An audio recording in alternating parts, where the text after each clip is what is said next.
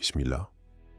Dans un monde où les tensions s'intensifient, où les alliances se nouent dans l'ombre, une question s'impose. L'Iran est-il piégé? Face à cette tourmente, l'Algérie tire la sonnette d'alarme. Mais derrière les intrigues géopolitiques, un autre acteur fait son apparition. Le Mahdi, guide attendu, lumière dans l'obscurité.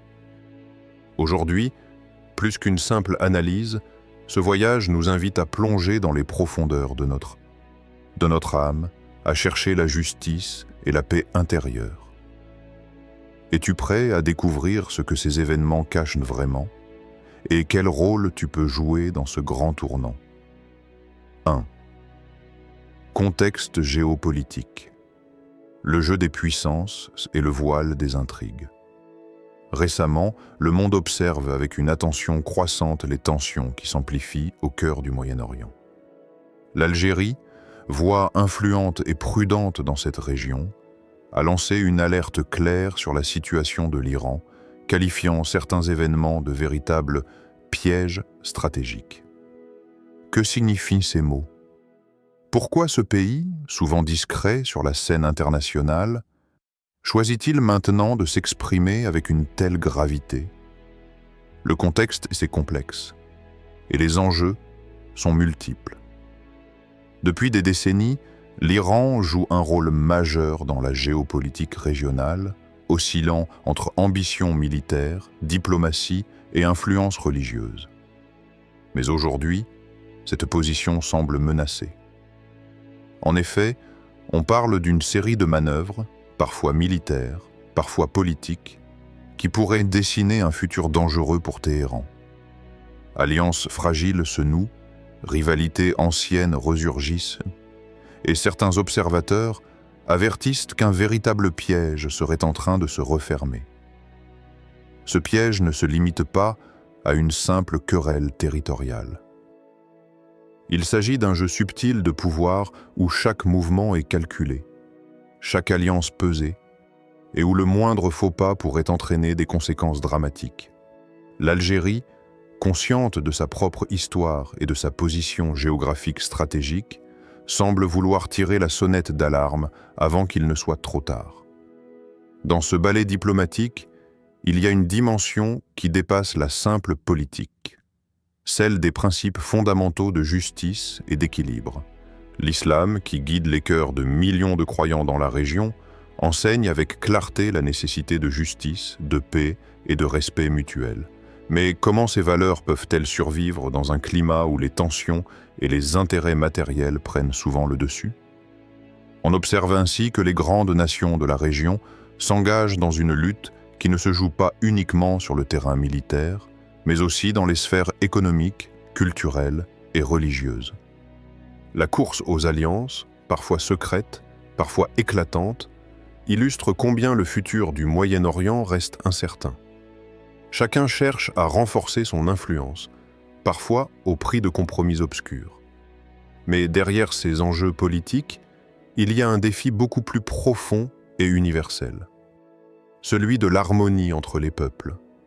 Peut-on espérer qu'un jour, les nations trouveront un chemin vers la paix durable, en s'appuyant sur les valeurs d'équité et de fraternité? Ou sommes-nous condamnés à revivre ces cycles de conflits qui déchirent des générations? L'Algérie, par son alerte, nous invite à porter un regard plus lucide sur cette complexité. Elle nous rappelle que derrière chaque décision politique, il y a des vies humaines, des familles, des communautés entières qui aspirent à la stabilité et à la sécurité. Elle appelle également les dirigeants à ne pas perdre de vue les principes divins qui doivent guider toute société. La justice, la miséricorde et la sagesse. Face à ce contexte tendu, le spectateur est invité à se poser une question fondamentale qui dépasse les frontières. Lorsque les nations s'affrontent, que devient la quête de justice et d'équilibre prônée par l'islam? Cette interrogation n'est pas seulement politique, elle est spirituelle. Elle touche au cœur même de notre humanité et à la responsabilité que chacun porte, qu'il soit simple citoyen ou leader. Alors que nous naviguons dans ces eaux troubles, Il est essentiel de garder à l'esprit que la paix ne se construit pas uniquement avec des armes ou des traités, mais avant tout avec la justice intérieure, la sagesse et le respect de la dignité humaine. Le spectateur est ainsi placé devant un miroir. Comment, dans sa propre vie, peut-il incarner cette justice, cette paix face aux conflits qui l'entourent? Quel signe de lumière et d'équilibre peut-il faire briller autour de lui, même dans un monde en proie à l'incertitude? Ce contexte géopolitique est bien plus qu'une simple actualité. C'est une invitation à la réflexion profonde, à la prise de conscience et à l'action éclairée. L'Algérie, par son alerte, n'est pas seulement un acteur politique, mais un messager nous poussant à dépasser la surface des événements, à plonger dans la vérité qui anime le cœur des peuples et des âmes. 2. Réflexion spirituelle. La paix commence dans le cœur. Dans ce tumulte mondial, alors que les puissances s'affrontent, l'islam nous rappelle une vérité essentielle et souvent oubliée. La lutte la plus noble est celle que nous menons contre nous-mêmes. Cette bataille intérieure, parfois invisible aux yeux du monde, est la clé d'une transformation durable. Le prophète a enseigné que le meilleur djihad, ce combat sacré, est celui que nous menons contre notre propre ego. Cette voix intérieure qui souvent nous pousse à l'orgueil, à la colère, à la rancune, est la véritable source des divisions. Si nous pouvons apprendre à la maîtriser, à la purifier, alors les conflits extérieurs perdent de leur emprise. C'est une invitation à revenir à soi, à plonger dans la profondeur de notre âme. À chaque instant, nous sommes appelés à interroger nos intentions. Pourquoi agit-on? Pour la gloire personnelle ou pour le bien commun? Pour la vengeance ou pour la justice? Pour la division ou pour l'unité? Pour illustrer ce chemin d'humilité, penchons-nous sur l'histoire d'Uthman ibn Abi al-As, un compagnon proche du prophète, dont la vie est un exemple lumineux. Après la conquête pacifique de la Mecque, moment historique où les armes furent déposées et la miséricorde triompha, Uthman n'a pas cherché à s'ériger en dirigeant pour son propre intérêt. Au contraire, son cœur était profondément tourné vers Allah, vers la justice divine. Il a donné tout ce qu'il possédait pour instaurer l'équité parmi les peuples. Il a préféré la modestie au pouvoir, le service au prestige et la compassion à la force brute. Cette histoire nous parle aujourd'hui comme un souffle dans le désert, comme un appel à nous débarrasser des lourds bagages de l'ego. Elle montre que la vraie grandeur ne réside pas dans la domination, mais dans la pureté des intentions et la sincérité du service. Face aux tensions géopolitiques, où souvent les leaders s'emportent ou cherchent à imposer leur volonté, il est légitime de se demander si face à ces conflits, nous commencions par purifier notre propre ego, comment notre regard sur ces tensions changerait-il? Cette question est à la fois un défi et une lumière. Un défi, car la maîtrise de soi est un chemin difficile qui demande courage et patience. Une lumière, car elle ouvre la porte à une nouvelle façon de vivre et de percevoir le monde. Imagine un instant un monde où chaque individu ferait ce travail de purification intérieure, où les rancunes, les jalousies, les soifs de pouvoir s'effaceraient pour laisser place à la paix, à la justice et à la solidarité. L'impact ne serait pas seulement spirituel, il serait tangible. Car les actions humaines, même les plus grandes, naissent toujours d'une décision intérieure. Si cette décision est juste, elle irrigue chaque domaine de la vie. Cette réflexion nous invite à un retour à l'essentiel. La relation avec Allah, la purification du cœur et l'engagement sincère envers la justice. C'est en transformant notre monde intérieur que nous pouvons espérer voir une transformation dans le monde extérieur. Alors, dans ce contexte troublé, prenons un moment pour écouter notre propre voix intérieure, pour reconnaître nos faiblesses et pour faire le choix conscient d'avancer vers la paix, pas seulement pour nous-mêmes, mais pour tous. 3. L'alarme de l'Algérie. Tension visible et danger invisible. Les alertes lancées par l'Algérie résonnent comme un glas dans le silence parfois trop complice des grandes puissances. Face à une région déjà marquée par l'instabilité, les autorités algériennes pointent une réalité préoccupante. Le risque imminent d'une déstabilisation aux conséquences imprévisibles. Cette alerte ne se limite pas à un simple avertissement diplomatique. Elle traduit une perception aiguë des mouvements stratégiques en cours.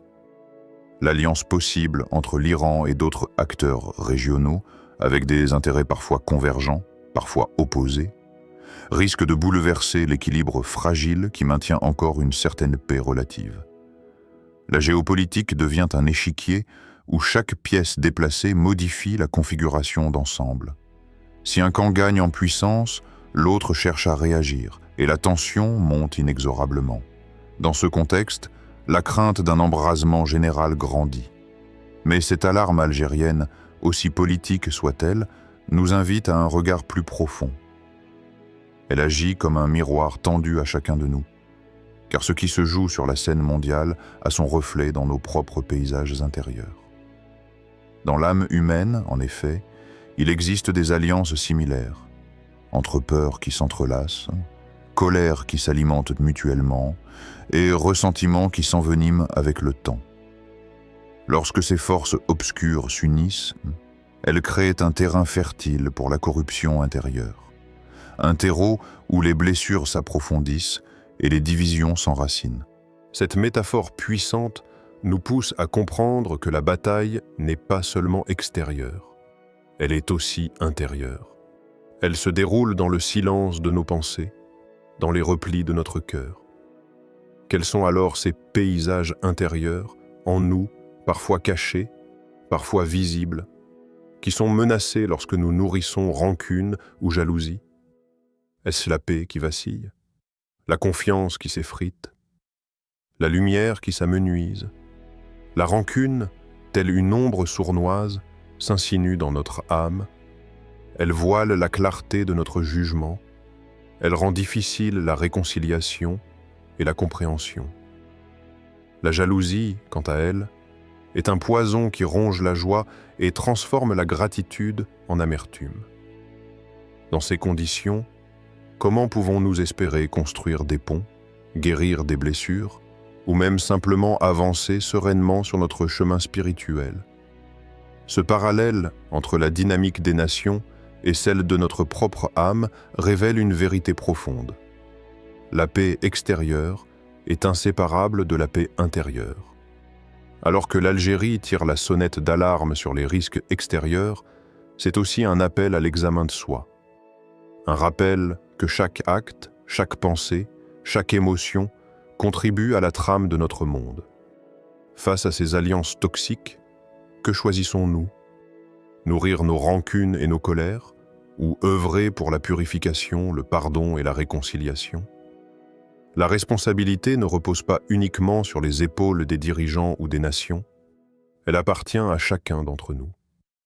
Nous sommes tous acteurs dans ce théâtre global. Ce questionnement puissant, adressé à vous, spectateurs, vous invite à une introspection nécessaire. Quels paysages intérieurs en nous sont menacés lorsque nous nourrissons rancune ou jalousie? Dans ce voyage intérieur, il s'agit d'identifier les zones d'ombre, d'en prendre conscience, puis de choisir la lumière. Car la transformation du monde commence inévitablement par la transformation de soi. 4. Le rôle du Mahdi. Lumière dans l'obscurité, guide des temps troublés. Dans l'immensité des épreuves que traverse notre monde, dans le chaos des crises qui secouent les nations, une figure se dresse dans la tradition islamique comme un phare, le Mahdi. Ce guide attendu, ce redresseur de tort, ce porteur de justice, est promis comme celui qui apportera clarté et équilibre quand les ténèbres sembleront vouloir tout engloutir. Le Mahdi n'est pas simplement une figure historique ou une prophétie lointaine. Il incarne un principe universel, un appel à la renaissance spirituelle, une promesse que la lumière triomphera toujours, même dans les heures les plus sombres. Imaginez une lampe dans une pièce plongée dans une obscurité totale. La lumière qu'elle émet peut sembler faible, presque fragile. Pourtant, cette simple flamme perce l'obscurité, dévoile les contours cachés, guide le pas hésitant. Sans elle, le chemin resterait invisible.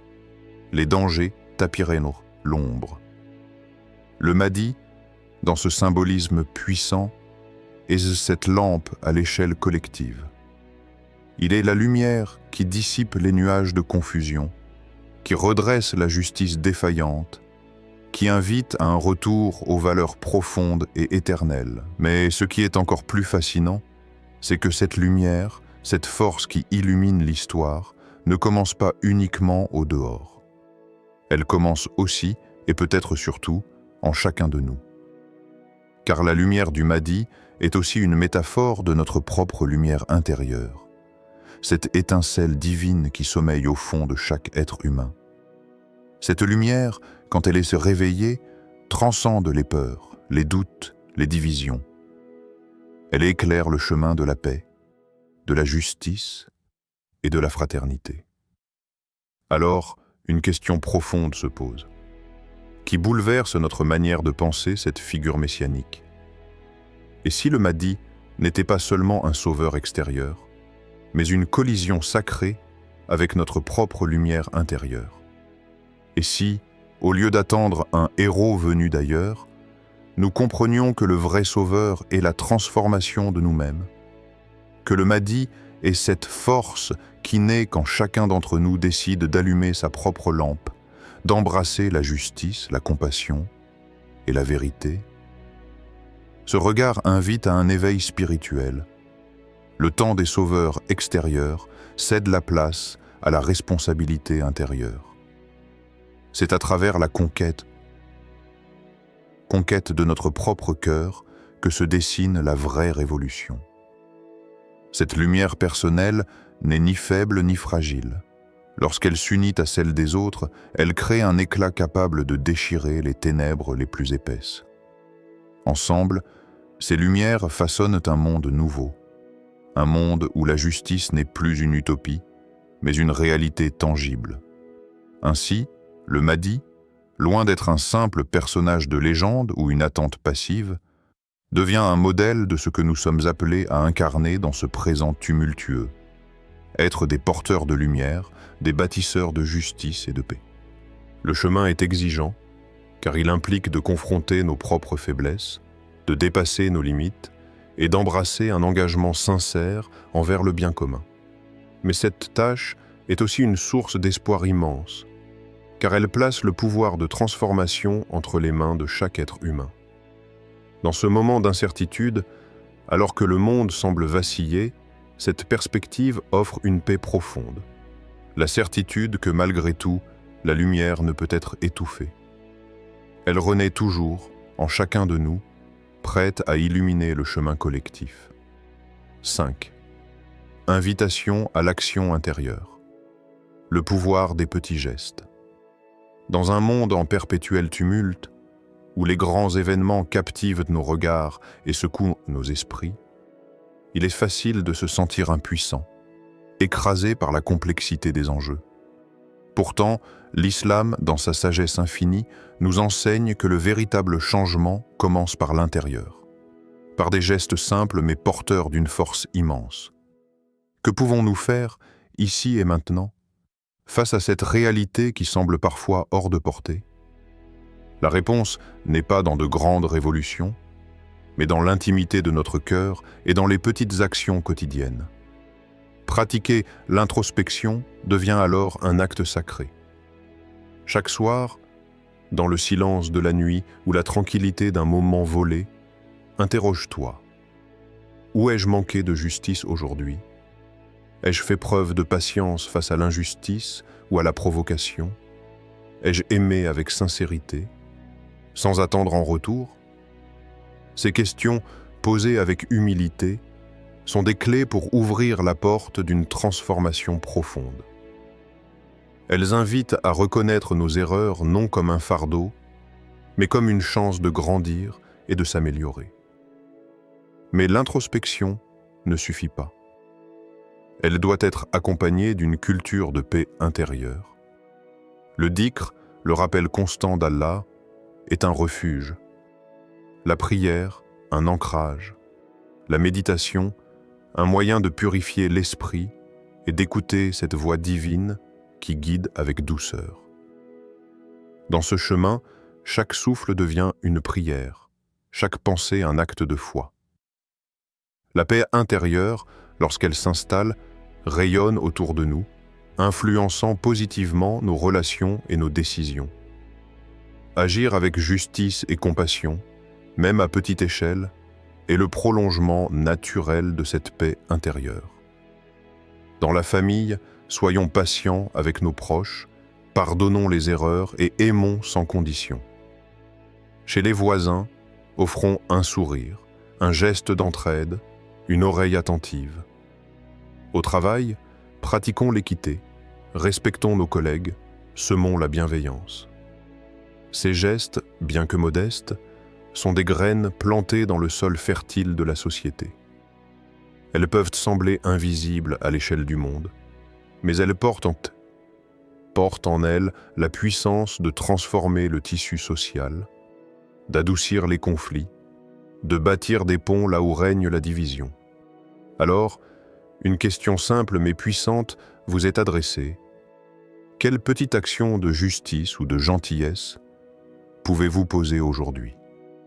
Cette invitation à l'action est un appel à sortir de la passivité, à reconnaître que chacun de nous, dans son quotidien, détient la clé d'un monde meilleur. Par ces petits pas, nous marchons vers une réalité où la justice n'est pas un concept lointain, mais une expérience vécue. Cette démarche est aussi une prière incarnée, une manière de rendre vivant le message d'Allah dans chaque instant, dans chaque interaction. Il ne s'agit pas de gestes grandioses ou spectaculaires, mais de la constance dans le bien, de la sincérité dans l'intention et de la persévérance dans la pratique. Ainsi, en prenant soin de notre cœur, en purifiant notre esprit, en agissant avec amour, nous devenons des acteurs de paix, des porteurs de lumière, capables d'influencer positivement notre entourage et, à terme, le monde. Ce chemin intérieur, bien que parfois exigeant, est le plus sûr pour construire un avenir où les promesses du Mahdi, de justice et d'équilibre, ne seront plus des rêves lointains, mais des réalités palpables. Alors que les ombres s'étendent sur la scène mondiale, n'oublions jamais que la lumière la plus puissante commence en chacun de nous.